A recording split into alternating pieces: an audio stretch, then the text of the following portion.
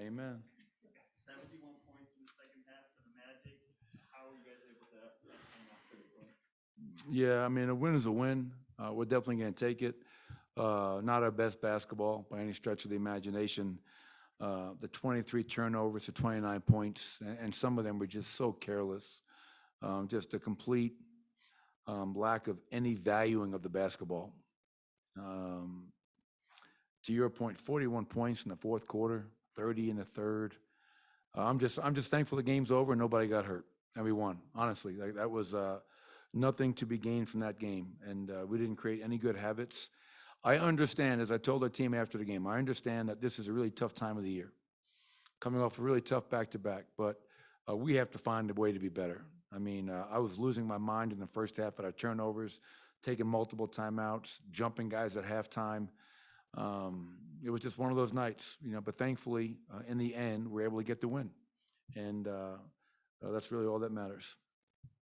Despite all of that, you still had all of your starters scoring double figures. What does it say that you can still find a way to like crank something like this? Yeah, I mean,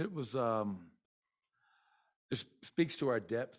I think it speaks to us having a really talented team. I told our guys at halftime, I think we had 8 assists at halftime, and a lot of turnovers, a lot of points off turnover. That's not who we are. 8 assists, and no disrespect to the Orlando Magic, but we're not talking about the steel curtain over there. And it was just us not playing our game. So second half, we did a much better job. 17 assists and a half. That's who we are, Katie. And when we share the ball, everybody gets involved. I felt the second unit had some good stretches. Now the key is, can we sustain that? I mean, it was really good, then it wasn't so good. Can we find a way to sustain it? And but yeah, a lot of guys got involved. Nicola was 26 and 15. I thought Bryn Forbes off the bench gets 16 points. And Jeff Green's playing at a high level for us. I thought Jeff in Toronto was great, and they had another really good game tonight.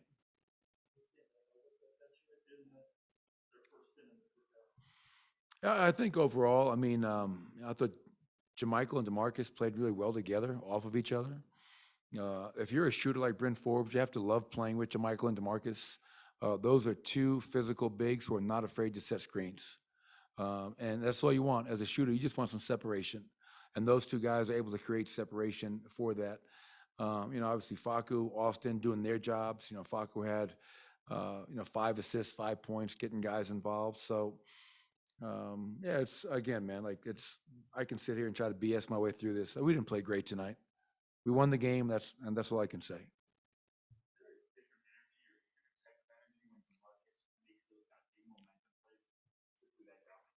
Yeah, I mean, because I haven't seen DeMarcus roll in like 4 years.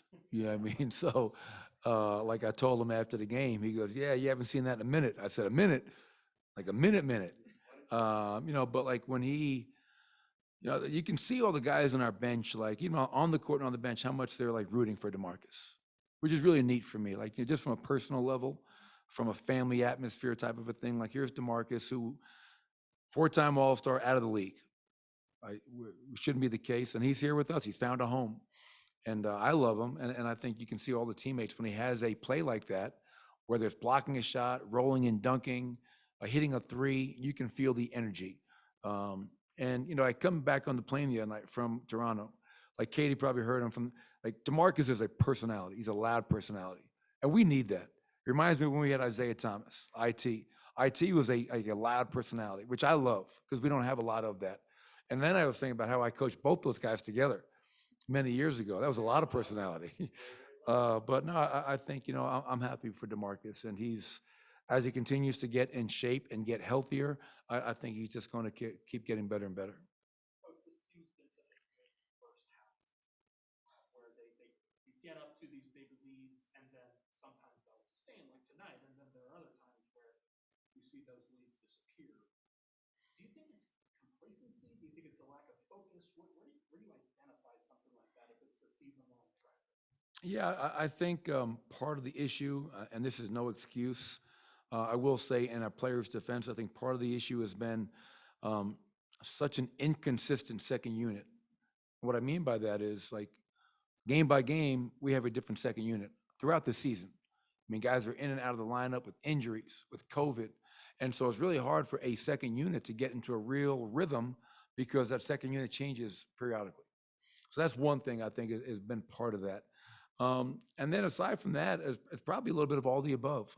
Complacency, oh, we're up big, and just like I said to you guys before, my father texts me every night.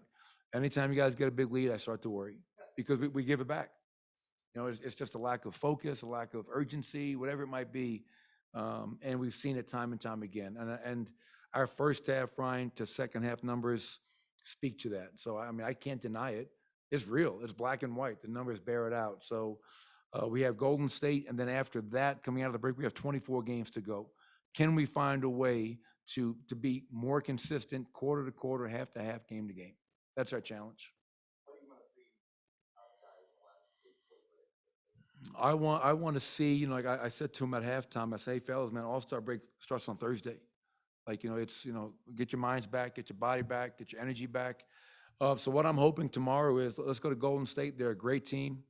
One of the tougher places to play in the NBA. Go out there and compete, play hard, and have fun. Let's see where that takes us. We know it's a hell of a challenge going into their gym, but you know, we're playing. I think we're 7 games over 500 now. We're playing pretty good basketball ourselves, and we've beaten that team on the road in their building. A lot of guys were out for both teams. I understand that, but I just want to go in there and compete. I want to be present, have the ability to be mentally tough enough to be present in the moment, and then when the game is over, then we can kind of pull the cord and relax and get ready for our break, but not before. Thank you.